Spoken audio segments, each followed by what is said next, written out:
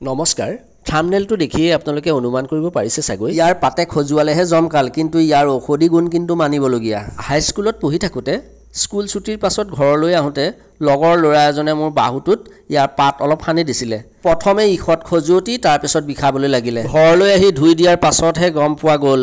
এই পাতৰ শক্তি কিমান ৰাতিলৈ জ্বৰ উঠি গৈছিল আৰু চোৰাতে ডকা অংশটোত কেইবাদিনলৈকে পানী লগাব পৰা নাছিলোঁ এই পাতটোৱেই হ'ল চোৰাত পাত আপোনাৰো যদি মোৰ দৰে চোৰাত পাত লাগিছে তেতিয়াহ'লে আপুনিও আপোনাৰ অভিজ্ঞতা বৰ্ণনা কৰিবচোন এতিয়া আহোঁ চোৰাতে ডাকিলে কি কৰিব আপোনাৰ দেহত যদি চোৰাতে ডাকে ডকা ঠাইত চেলোটেপ লগাই তাৰ শুং অংশ লাহেকৈ উঠাই আনিব লগতে হেয়াৰ ৰিমুভেল জেল লগায়ো দেহৰ পৰা শুং আঁতৰাব পাৰি বেছিকৈ দেহত আক্ৰান্ত হ'লে ডাক্তৰৰ পৰামৰ্শ ল'ব আপুনিও যদি ইয়াৰ উপশমৰ কিবা উপায় জানে তেতিয়াহ'লে কমেণ্ট বক্সত জনাবচোন আনহাতে চোৰাত গছৰ শিপা জ্বৰ আৰু জণ্ডিছ ৰোগত ব্যৱহাৰ কৰা হয় আৰু ইয়াৰ ব্যৱহাৰ সম্পৰ্কে অভিজ্ঞ লোকক সুধিহে ইয়াক ব্যৱহাৰ কৰিব ঔষধি হিচাপে চোৰাতৰ গুণাগুণ বহুত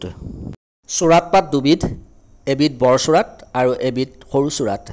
আমি ইতিমধ্যে দেখুৱাই থকা চোৰাতটো হ'ল বৰ চোৰাত অসমৰ হাবি জংঘল অনাদৃত হৈ পৰি থকা মাটি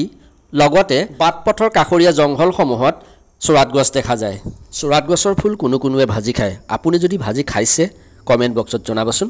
ইয়াৰ সোৱাদৰ লগতে ইয়াক কিহৰ লগত বনাব পাৰি খাবলৈ কেনেকুৱা সকলোখিনি জনালোকে আমাক কমেণ্ট বক্সত জনাবচোন ভিডিঅ'টো চোৱাৰ বাবে আপোনাক অশেষ ধন্যবাদ